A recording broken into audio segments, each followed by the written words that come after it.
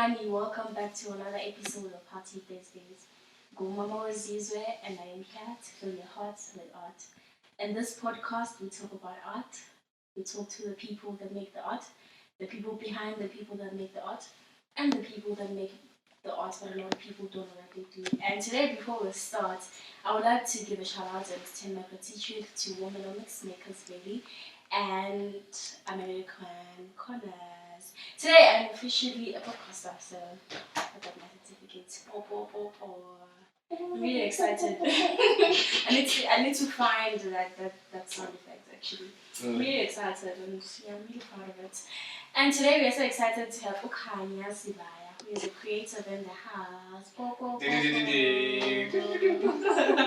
Welcome to Hot Thursdays. Thank you so much. Welcome to me. Oh yeah. I know how awkward that can be. It's almost like when people are singing happy birthday. It's just like you just gave me like you too, but it's like you don't really know what to say. It's a bit awkward. Are you good? I think I am good. I think I am good. Just that I don't know how to answer that. Yeah, you've got money in there. I'm only noticing your cap now. Really? Yeah. This is a broke cap. This is for broke niggas. Broke with so much money in it. This is like when this is for like and bullets. Yeah. That's how capitalists work. It's got money and bullets. Either you have one or you have money or you have bullets. Oh wow. Okay. This is I was like. Angilas. Yeah, but not even one. Not even one. How embarrassing.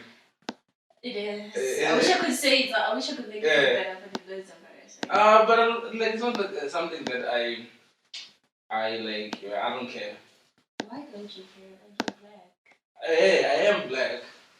But it's like I think my blackness is not attached to a certain idea. I think my blackness is just being black. I don't have to announce that I'm black. As soon as I walk, you can say I'm black.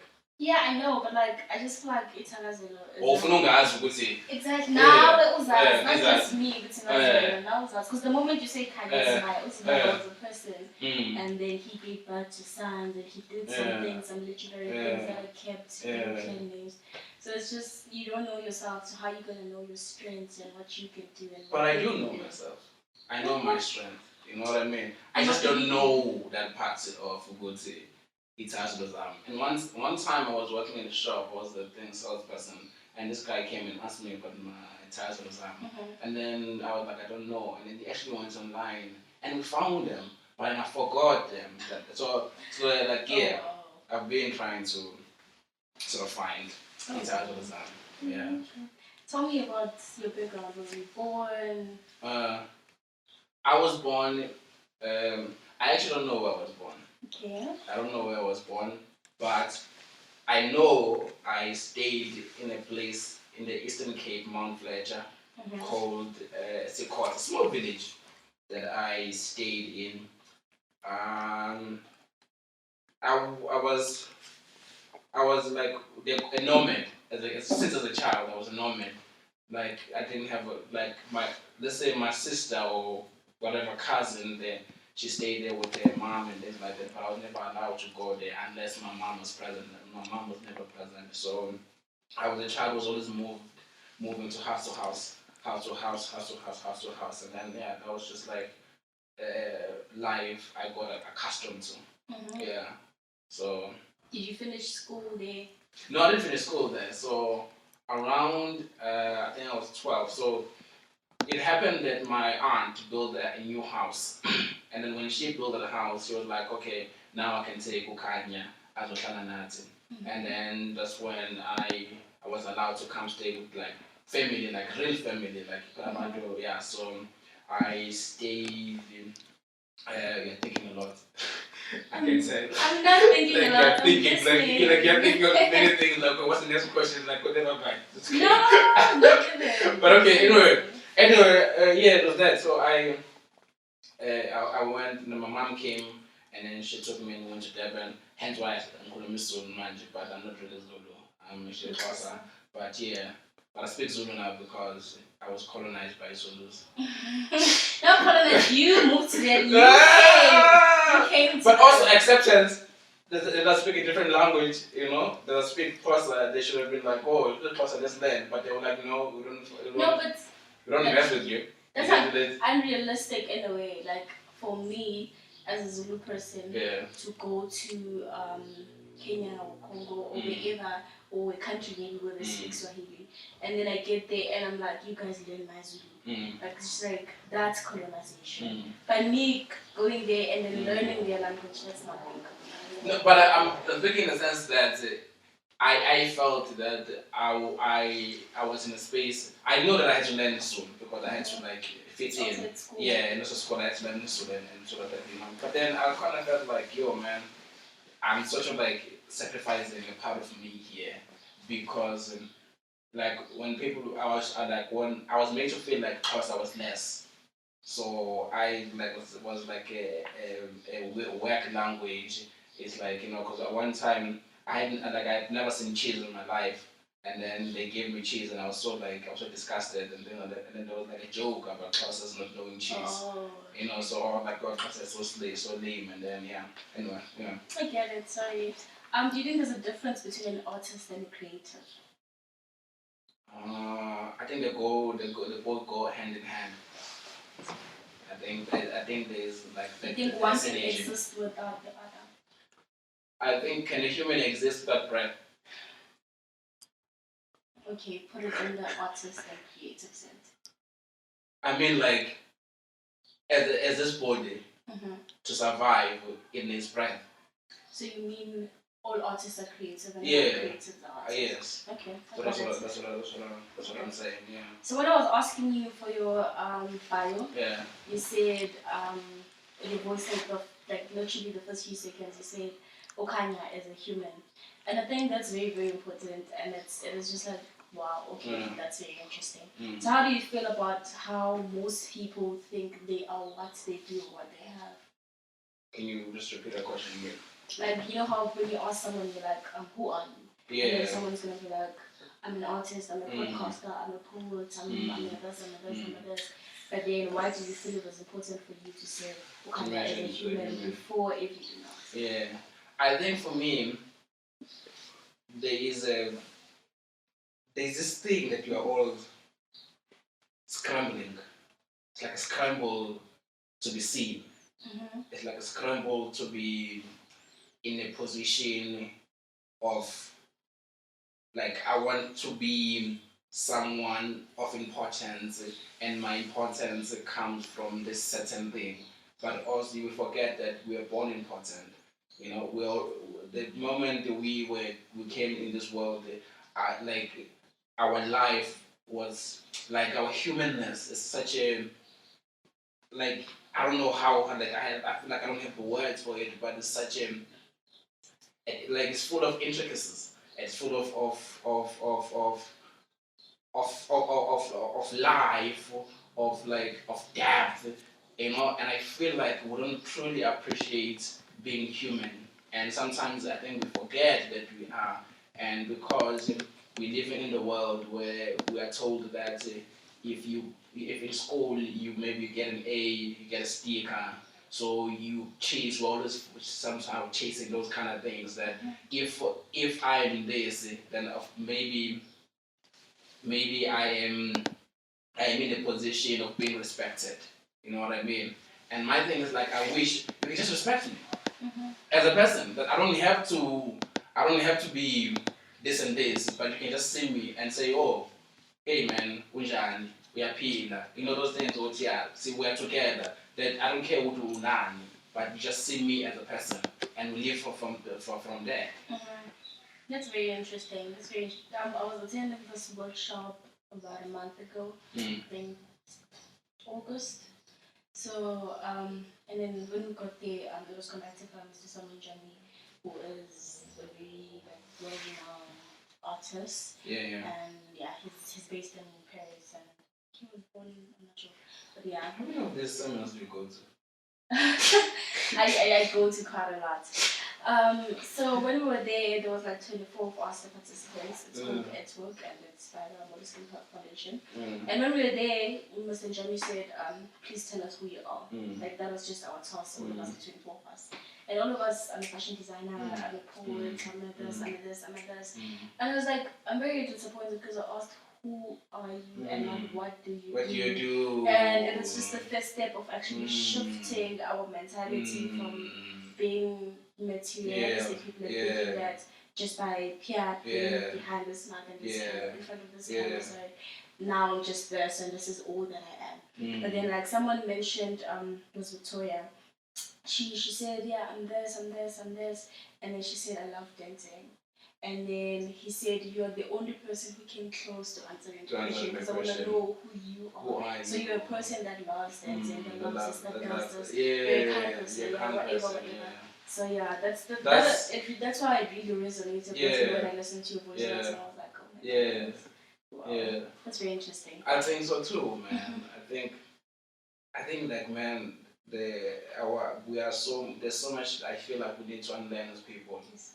There's so much that because all we're doing is just clamoring, and we're just like it's like we are seeking validation and we things that we always are chasing where we end up being addicts of and we're never really in control of. Yes. And at some point we wake up and it's like fuck, what happened to my life? I used to be a kid, man. I used to love playing with paint. I used to love chasing or like with a bucket of water and doing those things. And now I'm worried about whether I am a well-renowned artist or whether I am a teacher.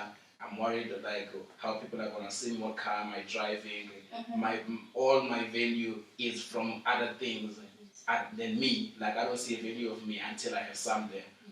I think the problem is it's very sad. I feel like, and we saw that when COVID came. Yeah. Because people lost their cars, people lost their statuses, you're not getting the gigs, you're not being on stage, you're not doing any of those things. So it was just like, who are you without any of those things? Some people were wearing Gucci masks. Like, yeah. but you can't do that with yourself every day. You can't do that. You can't do that. Yeah. So tell me about your first performance and who your first audience was. My first performance, bro. My first performance was actually my mother. I think I did say this.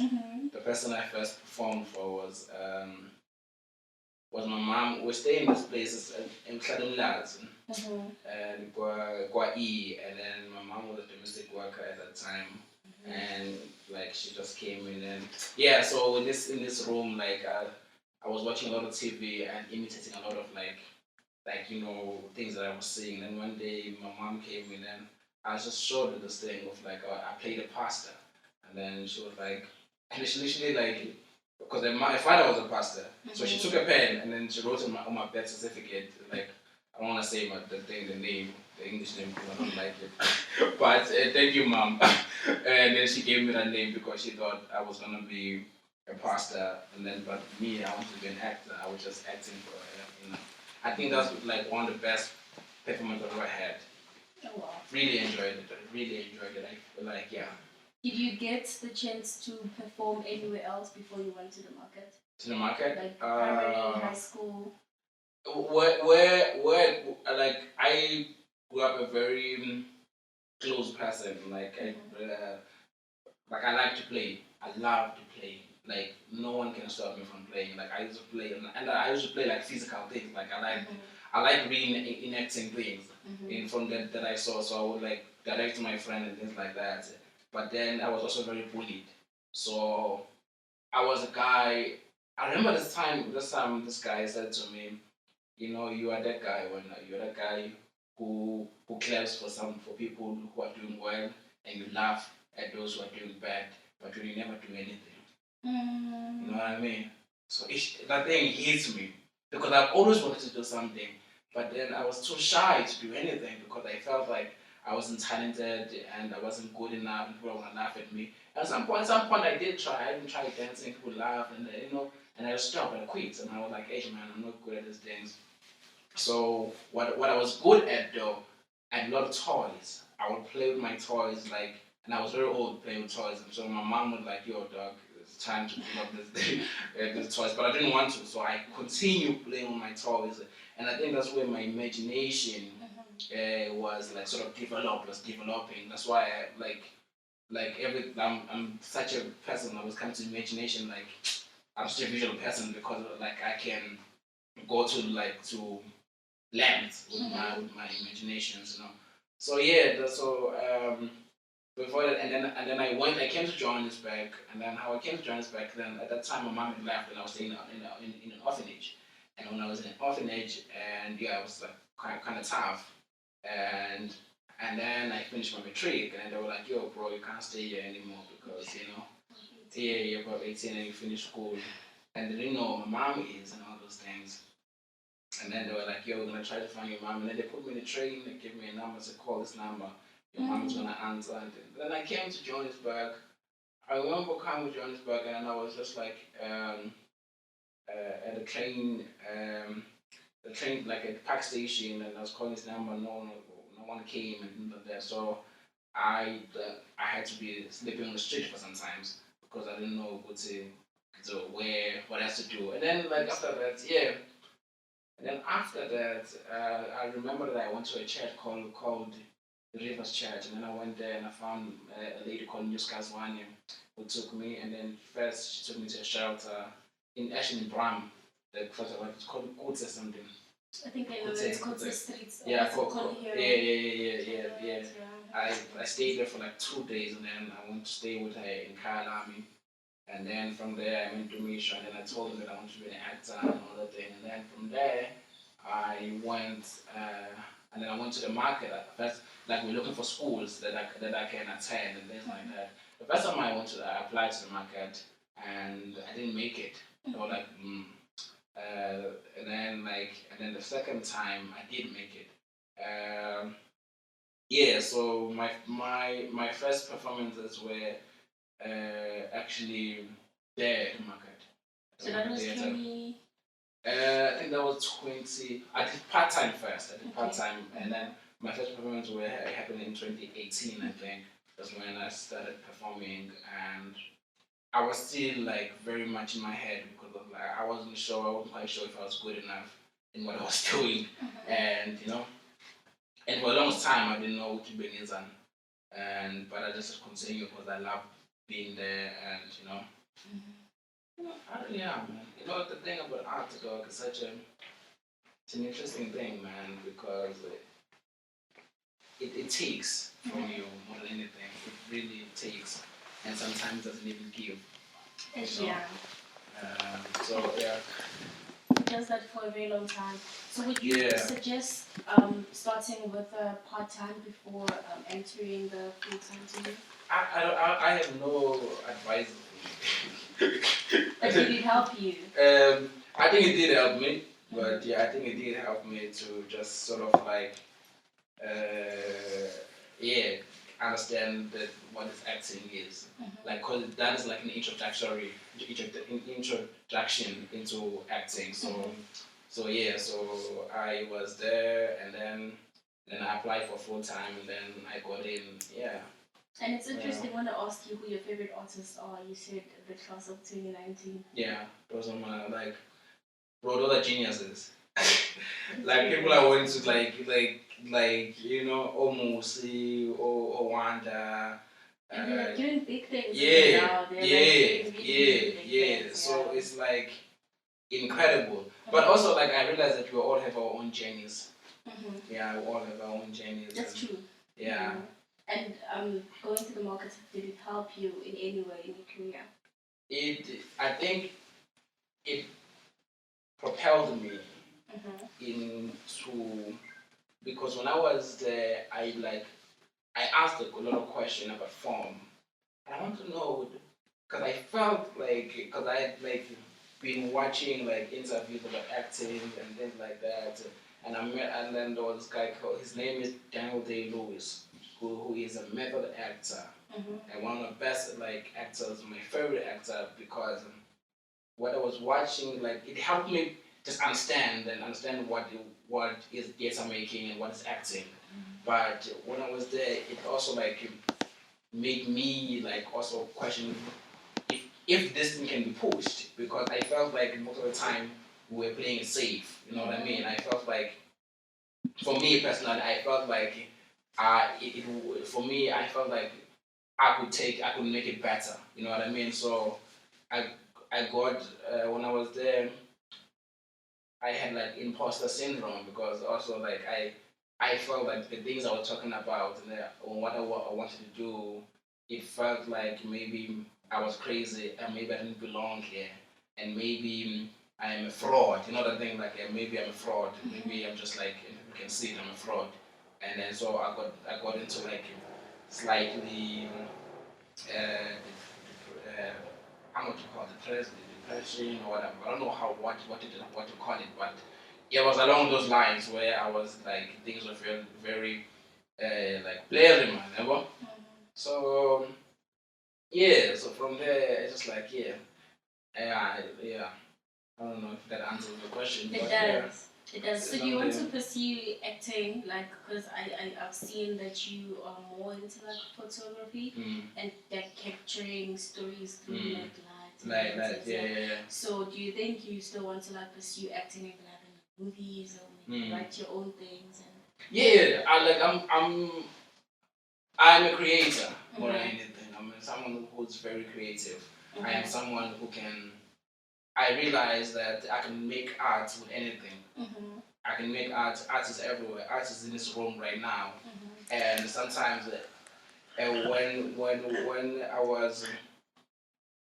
when I had finished at the market, I was also still in the space of understanding myself, which is something that's very important as an artist. You need to understand yourself. You need to understand the good thing, and you need to be able to be a fool. And when people don't understand what you do, then you need to just, okay, cool.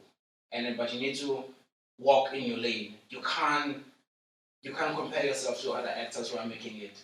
You know, like you can't compare it to like, oh, my friend is on TV now. You know, and then so for me, it was that thing of like I had to find myself. I had to find my language. I had to find my body. And then I realized, man, I don't know how to explain this to you, Mama. But kona into it, like kona into engibiza, and it was like, Khanya, come this side, and like you can't ignore it. You can't like you can try to ignore it, but it's object, because it was in my head every time. I was like, like, let me try this and see what goes inside, because I'm a very creative person. So I realized with him, I am gonna create what I see and what I believe is my truth. And if you don't like it, it's fine. But I have to walk my lane. I have to stay put on my lane. I can't be anyone. I can't be you. You know. And as much as I believe that we are all sort of like, I believe that I'm you. You know what I mean? I believe like all of this is like a multiplication of me everywhere. And I believe that somehow I was watching this movie called Re-Entry, where this guy dies and he meets God, and then God tells him that you are an infant, you're a fetus actually in this world, and you are here to mature, and then when you're matured enough, you can come with me. So he said, oh, am I God? He said, not as yet. We haven't lived or experienced things that I want you to see so that you can mature. So like I kind of believe that we are. Yeah, I am. So every feeling that you have felt, Mama, I've also felt. You know what I mean? Like the only thing that can be different is our physical appearances. But what we experience and how the feelings that we go through and what we feel are very similar. Like everything you felt, I felt. So I believe there's a connection there. what is your why? What is my why? Yes. In terms of living, of being Everything. alive? Literally everything before you create. Is it far? Oh, sorry. Okay. You can answer what cut. Okay. Yo, Mama, why you ask such a deep questions? Well, What is my why? I think my why is that I don't know how to like really. Can you ask me that again? Okay, no problem. But I feel like Yeah. that's one thing that is very important before you do Yeah. anything. And I realized that because even with this podcast, like I'm on like episode 9 now, but I've come to a point where I was like, I'm stopping, I'm quitting all this nonsense. But it is like your why. Why did you start it? And that's why I'm still doing it even today. Even when I have to wake up, even when I have to write a piece or go perform or some whatever it is that I want to do is just what is your why before doing anything else. I feel like that makes things easier, and when things get hard, it makes it a bit easier to keep on going on. I think for me, like, I love being inspired. That is like, for me, What inspires yeah, you? like, I like it. Just sometimes I'll just be sitting and then something comes in my head, and something says you gotta do this, and I feel like sometimes that is a conversation I'm having with God. I think God at that time is present because that's when I'm the best person ever. When I'm inspired, like everything makes sense. Like I see color in everything when I'm inspired. I see life in everything when I'm inspired. Um, and I think when if I ignore it, it's like it's a curse. You know what I mean?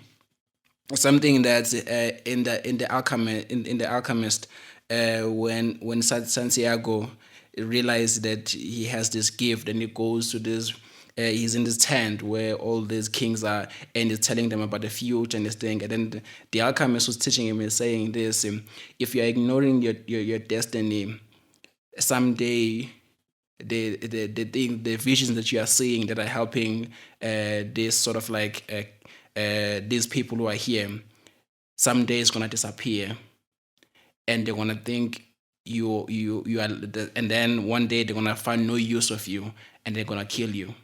So sometimes I feel like if I do ignore something that is inspiring me, if I have an inspiration at a certain moment and I ignore it, I think that I'm insulting God, that I have to pursue it even if it doesn't come out as how I see it, but I have to really push myself into trying to make sure that it come out as how I'm seeing it in my head, because yeah, it's just like when I'm inspired, I think that's my why is, I don't know if that's answering, but for me, the stem of creating is being inspired to do, and that's how I feel alive. It's interesting how you view it as if you don't create when something comes, you feel like you are insulting God. Yeah, I feel like that for real. So I believe that we don't get these things for nothing. These ideas, Yeah. this whatever, they don't just come for nothing, and they don't come by mistake to us. So that's very very interesting. And it disappears too, because I'm, That I'm scared to go all to the him. time. What if it doesn't come back? Yeah, that's What what if happens yeah. with poems with me. Yeah. If I don't write it now, they will never come back. See, so it's like, God gave me something and I ignore it. I'm not even like religious or something. I'm not like I'm not, yeah. yeah. But also, when those things happen, I see God. I'm like, okay, I see you, dude. Oh wow! What other forms of art do you enjoy, or would you like to explore? Um, man, um, I would like to literally, I just want to create, man. I don't have like a point to go to, I want to create this specific sort of art, but I want to create like very indie movies. I want to make that like, I have this idea of a guy who's running, but he's super dark, and it's like as he's running, it looks like he's melting. Whatever is on his, like, is covered with, we see it melting, melting, melting, melting. I don't know what to think, but it's something that has been in my head that I'm chasing at the moment. So I can't wait to see yeah, it. yeah. So yeah, that's yeah. I want to create and create and create. I want to create stories, and I want to create stories full, that have truth in them. I don't. Yeah, that's. Well, when did you first pick up the phone to create? Uh, I don't know, man. I think it just started as something that I was just playing around, and When did then it start? uh, specific date when it started. Could be a year. Yeah, I don't know, but it happened. It happened long time ago. I started liking pictures. I started liking pictures, like taking pictures and things like that, and then seeing other pictures. But then I didn't like beautiful. I didn't like taking like it felt like every time I was taking pictures, like, hey guys, look how beautiful I am today, and I was like, no man, I want to tell a different story with this, you know.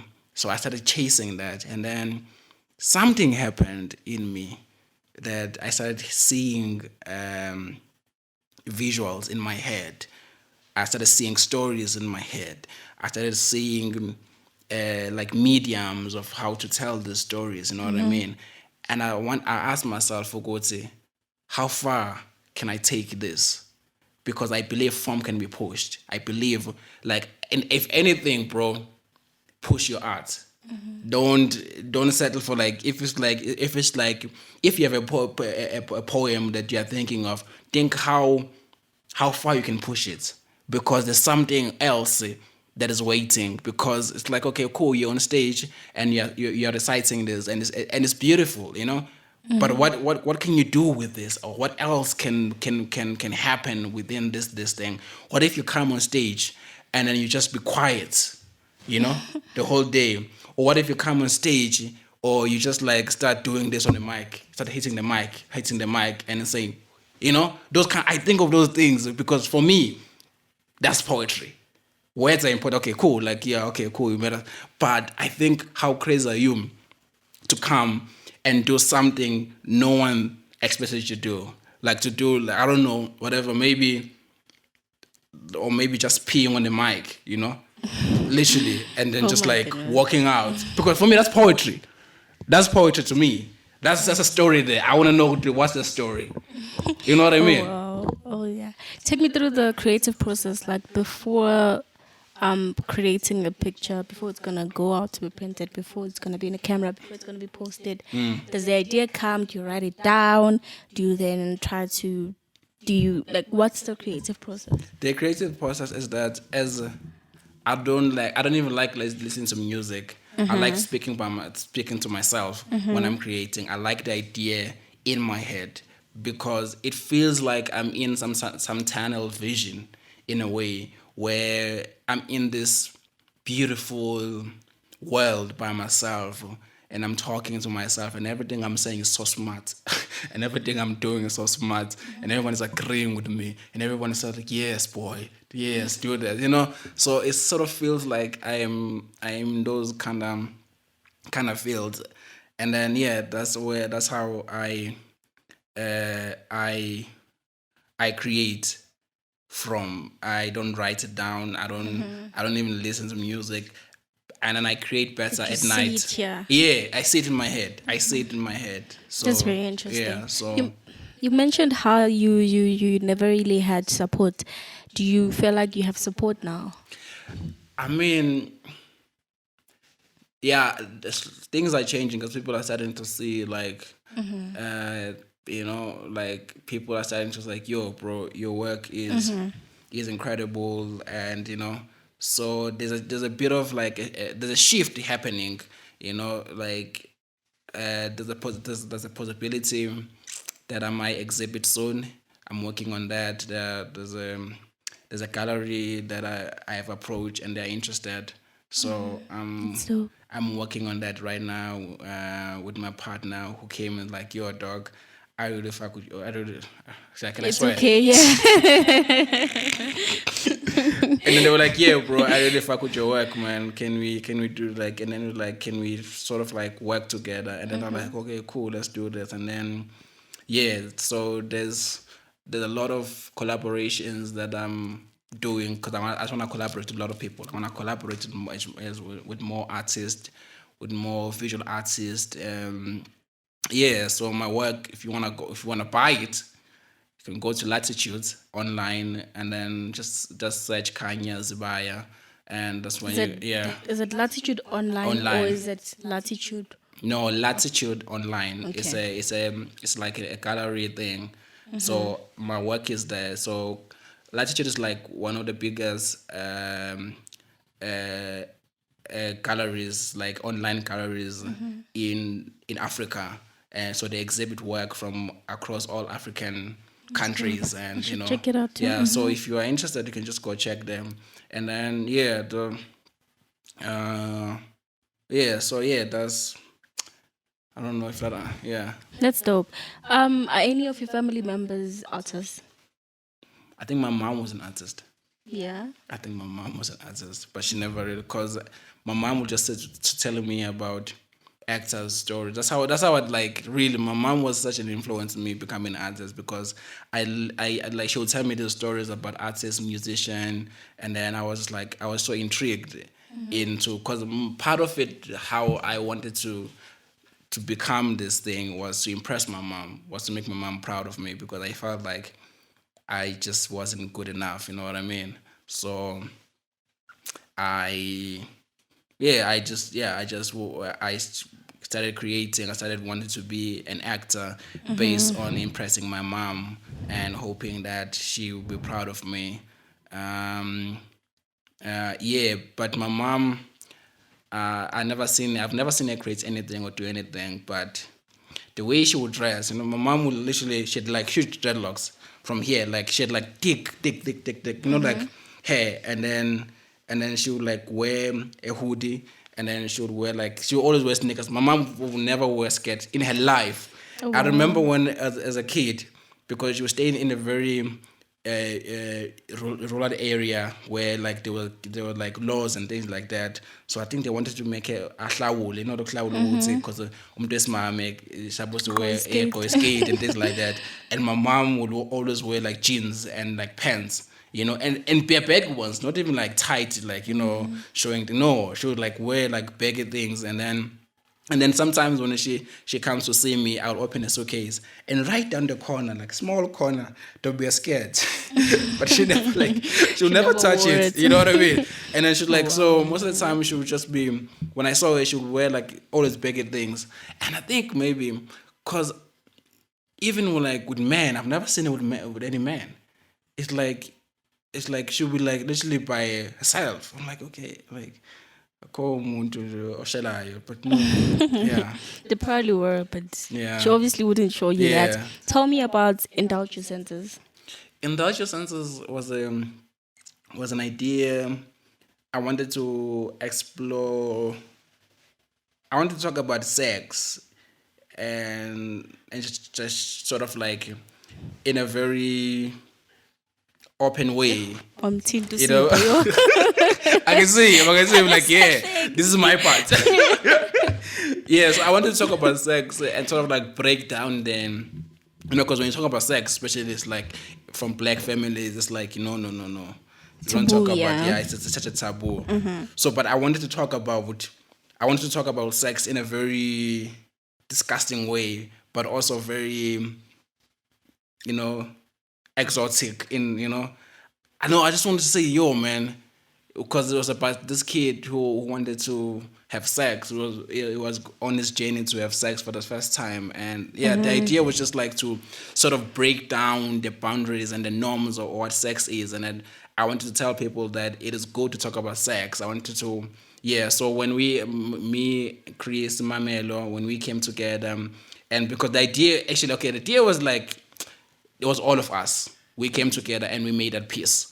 And then, yeah, that was that thing. And then we invited to perform Emakaya festival. There was a festival advert that but then we were not able to do it because we were also at school that time. So we had to focus on that. But the piece was really, I felt, was really a powerful piece.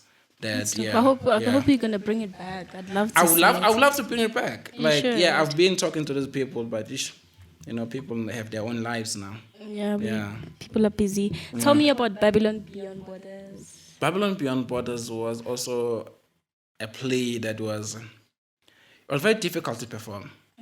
Yeah, I had like that's when like I had like huge, but what I loved about it, it was very what you call this thing, experimental, because while we're performing with 4 countries, on like we're in South Africa, so we're performing via like what you call this thing. I don't know if it's Zoom, but I don't know. I don't. It's not Zoom really, but then it's like Teams. yeah. Microsoft Teams. Is it? I don't know, but it was like 4 screens, Okay. and all of us had to perform one piece. So one they were from Brazil, the others were from I think London. Oh, that's interesting. Yeah, and then we the South African ones, and I think the other ones were like maybe not South America countries that were also involved. And then so we had to to then create one piece that was gonna be responding to each other. So it's like, so yeah, it was very difficult because at some point we have to create something, they have to respond, and we have to wait, and then we have to respond to them. So and then there's the audience also watching live this, and while we are performing this, so sometimes there can be a pause for like 20 minutes where the audience is like, okay, what's going on? But also we're watching other people performing, but then also sometimes the network will come in, and then they'll start buffering, and then the internet will be slow and things like that. So we're just standing there sometimes not knowing how are we moving, what's next now. So it was very interesting. It was Quite very an interesting. experience, Yeah. no? Do you think art is supposed to heal, teach, bring change, and all of that? No, I think art is supposed to tell the truth.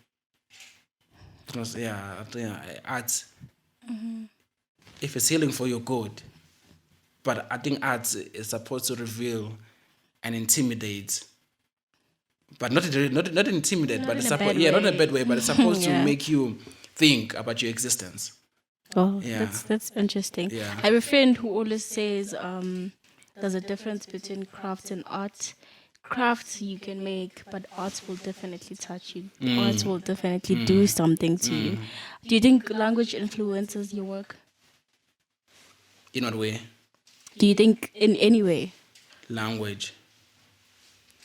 I don't.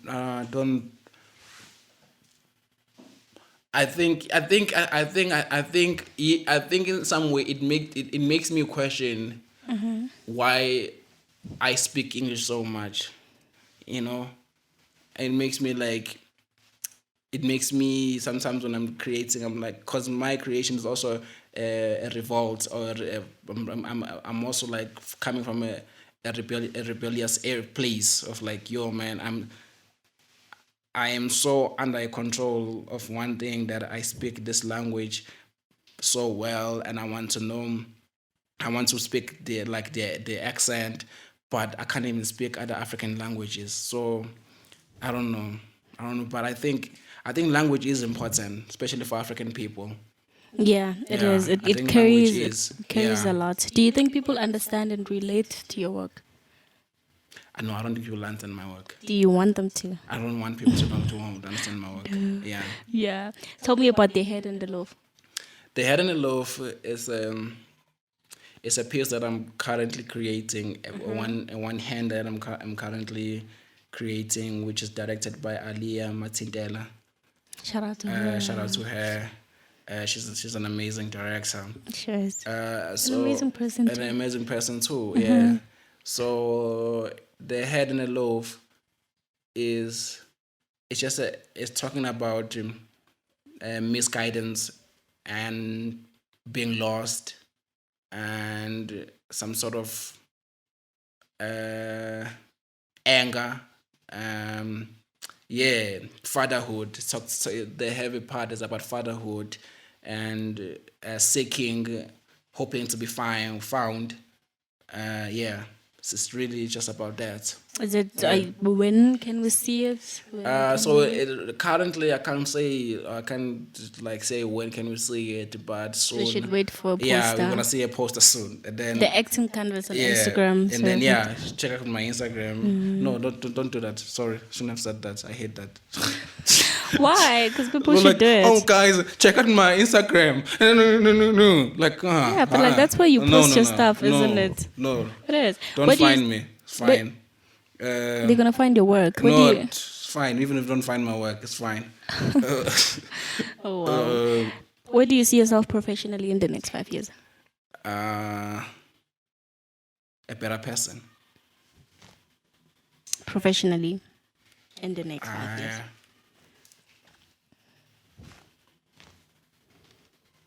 I hope to be a better creator.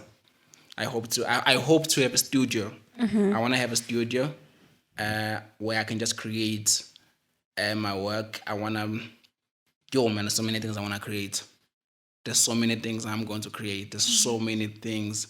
Like, I don't think people are ready, you know. And even if you're not, there's so many things I'm going to create. So I want to my thing is to have a studio. My studio where I'm going to eat and sleep and create from. And then hopefully do more theater shows, do more exhibition.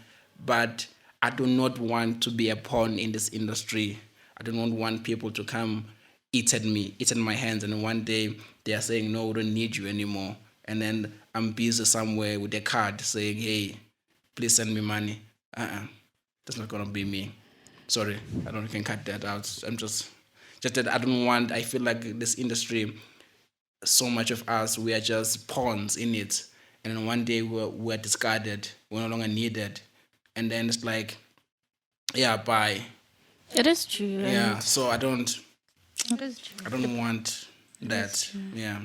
The people playing this game are not even artists themselves. They just want profits. They want money. Yeah. So that is sad. I hope to be, because my talent is too much, man.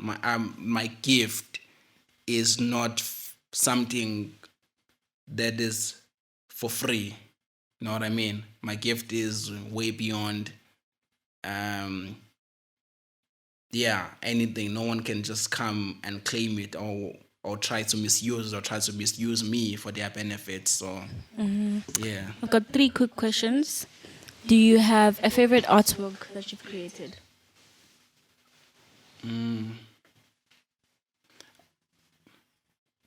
I don't know.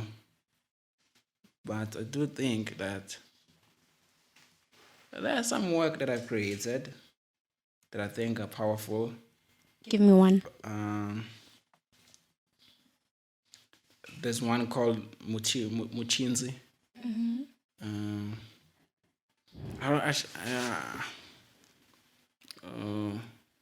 How is it? Give me the picture. The picture, or describe it.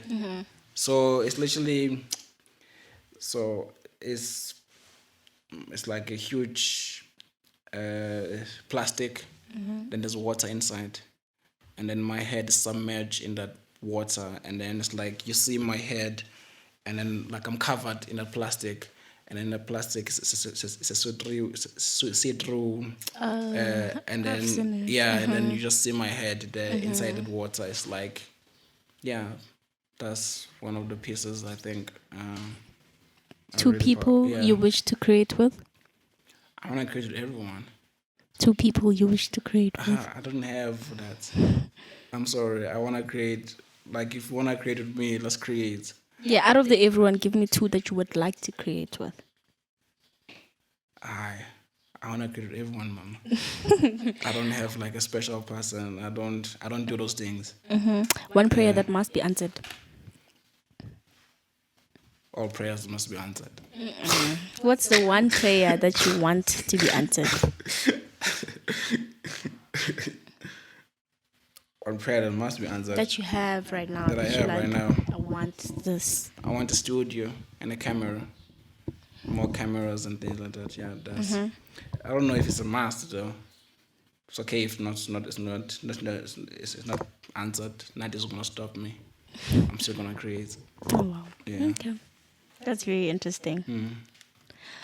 And that's it for today. Thank you so much for watching. Thank you for being here. Please make sure that you tune in next week Thursday for another episode. Please make sure that you subscribe, like, share, and comment. If you would like to advertise your product or brand, please email us. If you would like to collaborate or be a part of our community, please make sure that you send us an email. The email is mamaforwork@gmail.com, which is MAMMA4work@gmail.com. This is Umama Zibaya, and I hope I'm leaving you with a heart full of art.